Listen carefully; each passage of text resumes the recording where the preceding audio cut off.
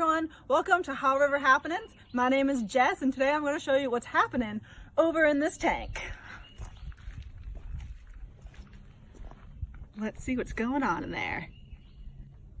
Now if you're thinking it's just a bunch of rotting wood, I'm going to agree with you. But in that rotting wood, we've got some really cool little critters. Let's see if we can get that other one out. Look at him hiding in there. Alright, so these, oh, he's really hanging on, he's gripping. Cool. Alright, let's take a closer look. So these are our Haw River resident Bess beetles. Bess beetles, Bess bugs, patent leather beetles, whatever you want to call them. They've got a bunch of different names, but we think they're super duper cool. Now, don't be intimidated by their really shiny outside. They're kind of big bodies, and look at those huge mandibles. You don't need to be too afraid of them because they are actually super, super gentle. They kind of just like to hang out on you. They'll never use those mandibles to bite. They'll never use those long legs to scratch you. It just kind of tickles as they're walking around your hand. These guys, they're going to be using those big old mandibles to chew in that rotting wood, just like you saw a moment ago, which makes them some really important decomposers. Some people might even argue that they are the best decomposers in the forest. Get it? Best. These guys, they're going to use those big old mandibles to chew out their homes in rotting wood. We call these galleries. So they're taking wood and they're creating a system of tunnels throughout the wood or stump, whatever they can find to live in. And pretty unique for bugs, they'll live in huge galleries. They can live with a couple generations of their kind in one gallery at a time. They're very social for insects, which is pretty rare. They're also using that wood to eat. Wood is a major food source for these animals, which makes them, again, those super important decomposers. They'll eat that wood and eventually they will poop it out. And it's going to go into the soil. All that nutrients is going to get used by trees and other small insects. Super important. Now, wood is pretty hard to digest. So in the stomach of these Bess bugs, they have a special bacteria that helps them break down all that really hard wood.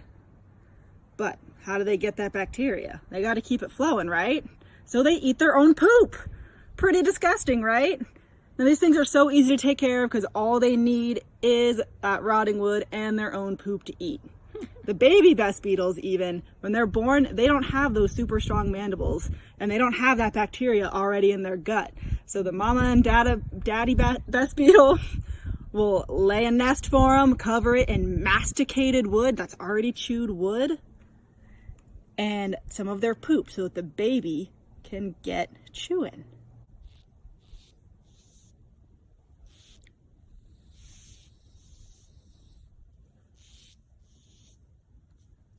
All right, you hear that squeaking noise? That's the bugs talking to each other. So Bess bugs, like I had mentioned, they're super social. They can also communicate really, really well. Scientists have discovered that some species of Bess bug have over 14 different noises that they can make to communicate, either by rubbing different body parts together to make a noise or making a sound from their mouth. They're super social and love to talk to each other. And you can get them to talk by lightly blowing on them or rubbing on their backs.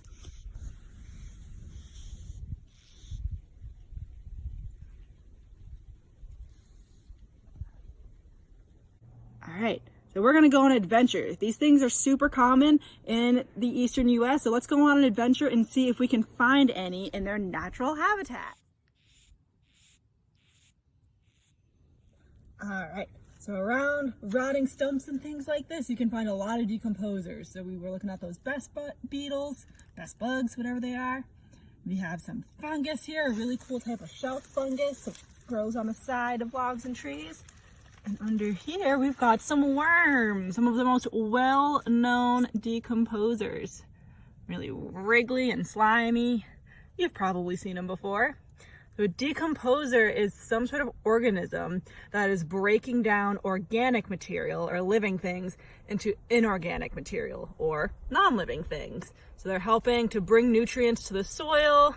They're helping to break down all of these leaves, all of these pine needles, and turning it into dirt for other organisms to use.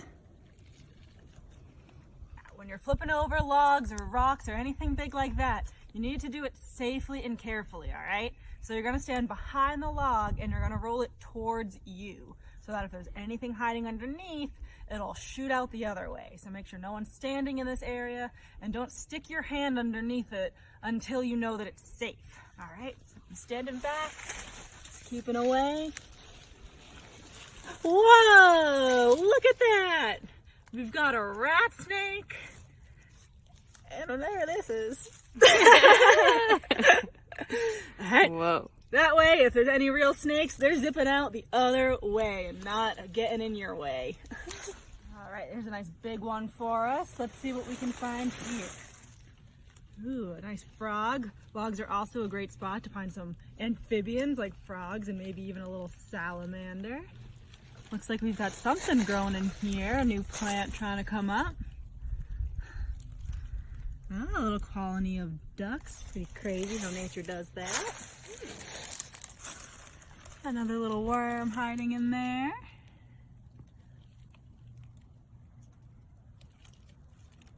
And some Bess beetles. Looks like these ones, they want to be making a colony right in there maybe, or a gallery. I'm sure there's way more up in this log and underneath the soil. All right. Yeah, cool. All right, now I challenge you to go out and see what you can find under your own logs and things in your backyard. Remember to lift back carefully so we're not disturbing or scaring the wildlife, being safe for you as well, and see what kind of other decomposers and wildlife you can find. All right, thanks for hanging out with me.